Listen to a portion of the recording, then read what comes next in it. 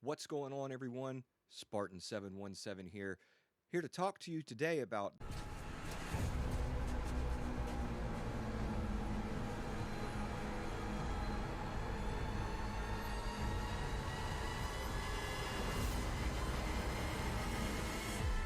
it's been out for a couple of years now, and I remember how bad of a reception that it got, so I figured I would revisit it, see if it's worth playing, and let y'all know. So let's dive in. Before we get into the weapons and the gameplay and the graphics and all that, let's get into the story. I'm a big story guy. Let's get into the story and find out, is the story good? The story that you follow is that of Jacob Lee. He's a supply runner or a cargo runner or whatever you want to call it, and he's delivering supplies to Callisto. Instead of a smooth delivery, though, you end up getting incarcerated and put into jail there for reasons.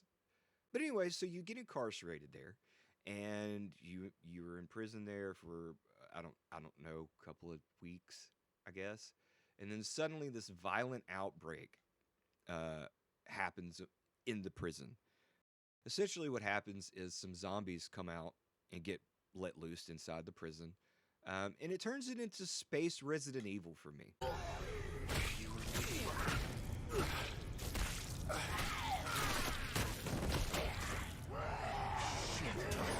After it turns into Resident Evil in space, you have to fight through some enemies and stuff like that. You actually fight through a what will be a boss named Captain Leon Ferris, and yeah, he sucks.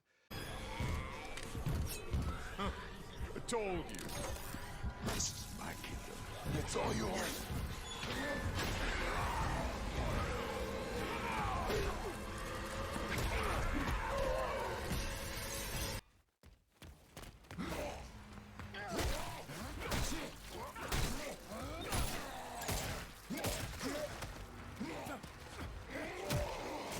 Where's your friend? Didn't make it back? The warden has opened my eyes. Show me my purpose. Now, I'm gonna show you.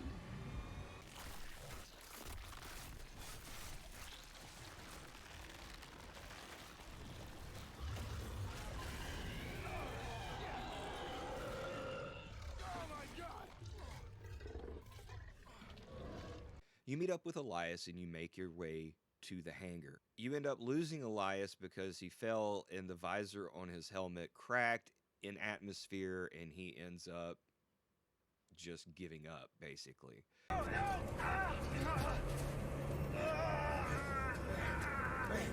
we gotta keep going. We gotta keep going. Come on. No, bro. I'm done. That's when you run into Danny Nakamura. She's a known terrorist and was known for the Europa incident. For me, she was just a complete bitch the entire game. Open up! What are you gonna do? Whenever I have to.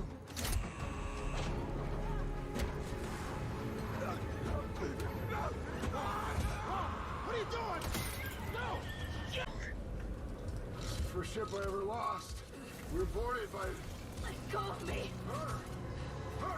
She's the one who... Hey! Cool your jets, cargo jockey.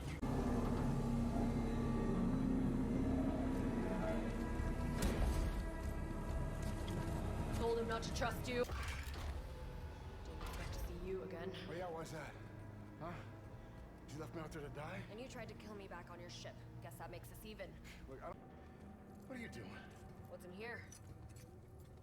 Medical supplies? Bullshit. Open it. Why? Because I said so. We're not going anywhere until you do. Okay. She wasn't friendly, anything like that. She was just a bitch. So you end up going with Danny, and you find out that the scientists there at Callisto have been using the prisoners as experiments.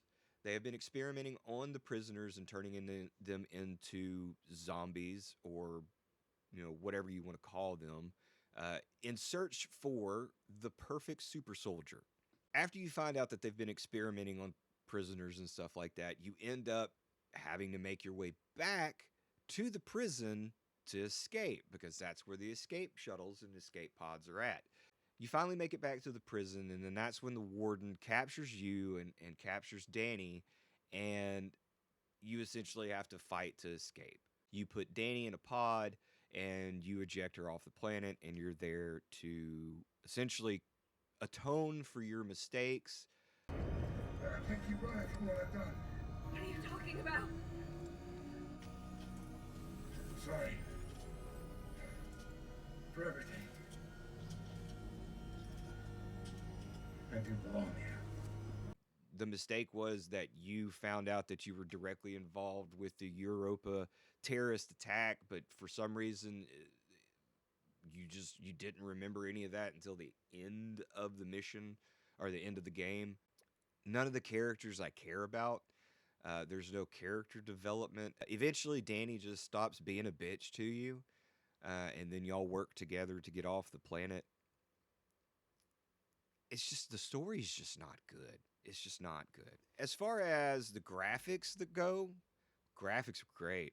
The game was beautiful. I thoroughly enjoyed the graphics. There were actually quite a few times that I got lost in the graphics and in the world. And when it was released, there was a stuttering issue on PC. I am on PC.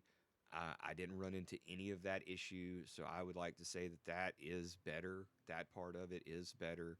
I actually think that they had fixed that quite quickly after release. The combat mechanics and stuff like that, the combat mechanics of this game are awful. Awful. To dodge, all you have to do is do left and right. So you're just bobbing and weaving, right? The entire time. That's all you're doing. And then sometimes the camera will get in the way, and then you can't bob and weave like you're supposed to. Then you get hit.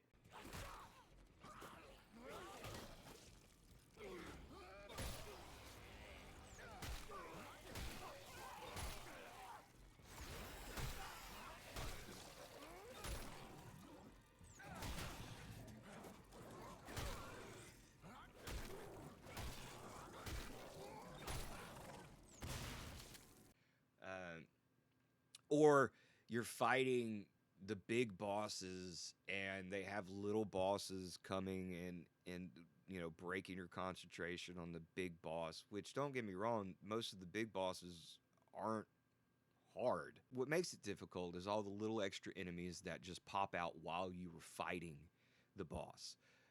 That's what makes it hard. That's what makes it difficult, right? Um, the same boss fights repetitively. You fight this one enemy called Two Head. The first time I fought him, he was a pain. But it wasn't because he was difficult, it was just because there were other enemies coming at me while I was fighting him. I was trying to dodge. The camera would get in the way of the boxes, and then I couldn't dodge correctly. After you fight him the first time, the worlds that you fight him in are a little bit more open, and you can dodge him a little bit better.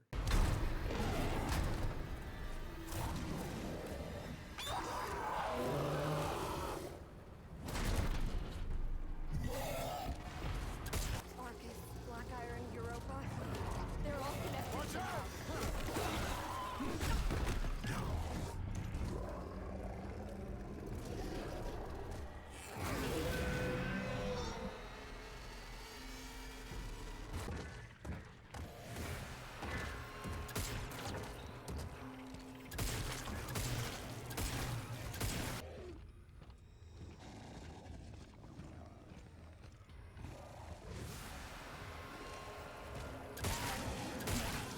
Like, come on, man. As far as that goes, the combat is just not fun. The fights aren't fun. None of the enemies are fun to fight.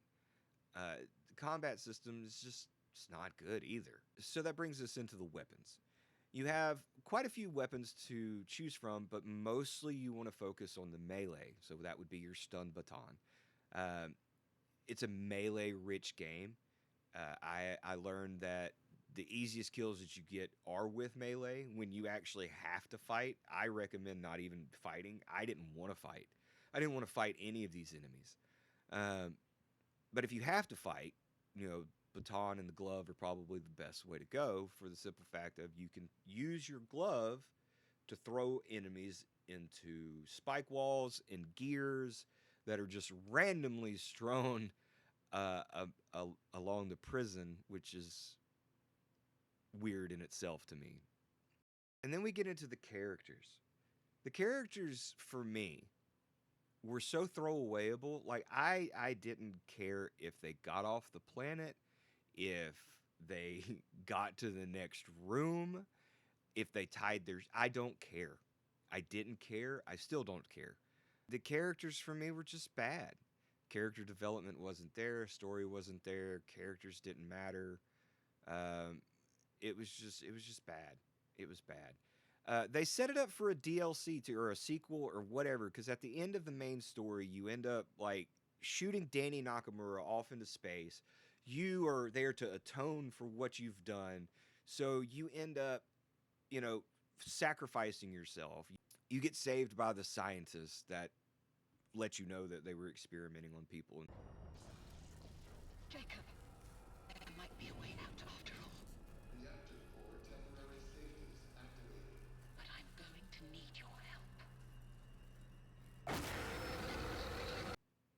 And they set it up for either a sequel or DLC. I do not care in the slightest about the DLC, a sequel to this game, nothing. I don't care. This game does not, there's no replay value in it for me. There's no, oh boy, I hope there's a sequel. There's none of that. And it's sad because it's such a beautiful game, and I just feel like they just let it go, right? They just gave up. So, in closing, is the Callisto Protocol a fun game to play? The answer is simple no. No, it is not. Between the clunky combat system, the clunky cameras, all that, no, it's not fun. Yes, the graphics are good. That's about all this game has going for it, is the graphics. And graphics do not make a good game. There's nothing there story-wise. There's nothing there that makes me want to come back and do New Game Plus or anything like that. I don't care. Final verdict is a 2 out of 10. Oh no! And the only reason why I got a 2 was because of the graphics. Hey, if you like this review, don't forget to like and subscribe.